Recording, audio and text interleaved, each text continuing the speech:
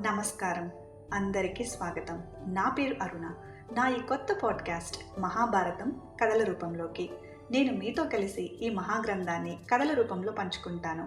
ఇది కేవలం ఒక ఇతిహాసం కాదు, మన జీవితానికి సందేహాల సమాహారం. ప్రతి పాత్ర, ప్రతి సంఘటన మనకి ఏదో నేర్పుతుంది. ప్రతి వారం మనం ఒక కొత్త భాగాన్ని తెలుసుకుందాం, ఆనందిద్దాం. మరి ఆలస్యం ఎందుకు, మొదలు పెడదామా మహాభారతాన్ని. మొదటి కథతో. గంగాదేవి శాంతానుడి కథ. గంగాదేవి శాంతానుడి కథ. చాలా కాలం క్రితం హస్తినాపురం అనే గొప్ప రాజ్యం ఉండేది. అక్కడ రాజుగా ఉన్నది శాంతానుడు. అతడు ఒక బుద్ధిమంతుడు, ధైర్యవంతుడు, ప్రజల్ని మనసారా ప్రేమించేవాడు. అతని జీవితంలో ఒకరోజు కొన్ని వింతలు మొదలయ్యాయి. ఒకరోజు నదీ తీరాన విహరిస్తూ ఉండగా గంగా తీరాన ఒక అద్భుత దృశ్యం అతని కళ్ళను ఆకర్షించింది. నదిలో నిలబడి ఉన్న ఒక యువతి. కానీ ఆమె సాధారణ యువతి కాదు. ఆమె ముఖకాంతి, ఆమె నడక తీరు, ఆమె చూపే మాధుర్యం, ఆ దృశ్యాన్ని చూసిన శాంతానుడికి తన గుండె బిగుసుకుపోయింది. అది ఎవరో కాదు, గంగాదేవి. శాంతానుడు ఆమెను దగ్గరగా వెళ్ళి అడిగాడు, నీ రూపం దేవతలను తలపిస్తుంది. నీవు ఎవరు?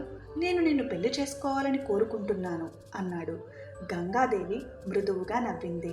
ఆమె తల వంచి ఇలా అన్నది, నేను నీ భార్యను అవుతాను, కానీ ఒక్క షరతు. నా పనులపై నీవు ఎప్పుడూ ప్రశ్నించకూడదు, నన్ను ఏ విషయమై ఆపకూడదు అన్నది. ప్రేమలో మునిగిపోయిన శాంతానుడు ఆ షరతును అంగీకరించాడు. ఇద్దరూ పెళ్లి చేసుకుని హస్తినాపురంలో జీవితాన్ని ప్రారంభించారు. కొంతకాలం తర్వాత వారికి ఒక బాబు పుట్టాడు. శాంతానుడు ఆనందంతో మునిగిపోయాడు. కానీ ఆ ఆనందం కేవలం కొన్ని క్షణాలే. గంగాదేవి ఆ శిశువుని తీసుకుని నేరుగా నదిలోకి వెళ్ళింది. శాంతానుడు ఆమెను ఆపాలని ప్రయత్నించాడు. కానీ ఆ షరతు గుర్తుకొచ్చింది. అతను చూస్తూ ఉండగానే ఆమె శిశువును గంగలో కలిపింది. అదేవిధంగా 2వ బిడ్డ, 3వ బిడ్డ, 7వ బిడ్డ వరకు కూడా ప్రతి పుట్టిన బిడ్డను ఆమె నదిలో కలిపివేసింది. శాంతానుడు మనసు తట్టుకోలేకపోతున్నది. కానీ ప్రేమతో పాటు ప్రమాణం అతన్ని ఆపుతుంది. 8వ బిడ్డ పుడితే ఆమె మళ్ళీ అదే చేస్తుందని అతను అనుమానించాడు. ఆసారి ఆమె నదిలోకి అడుగు పెట్టగానే, ఇక చాలు గంగాదేవి, నీవు ఏం చేస్తున్నావో తెలుసుకోవాలని ఉంది. ఎందుకు ఈ పిల్లల్ని నీటిలో కలుపుతున్నావు అని అడిగాడు. గంగాదేవి ఆగింది. ఆమె ముఖంలో ఆందోళన లేదు. ఆమె మెల్లగా నవ్వింది. తాను దేవతను అని చెప్పింది. ఈ పిల్లలు అసలు మనుషులే కాదు. వీరు వసులు దేవతల మధ్య ఒక శాపాన్ని అనుభవిస్తూ ఈ లోకంలోకి జన్మించారు. ఈ జన్మలో కేవలం శరీరం తీసుకోవడమే వీరికి కావలసింది. నేను వారిని విడిచిపెడుతూ వాళ్లకు శాప విమోచనం కలిగించాను.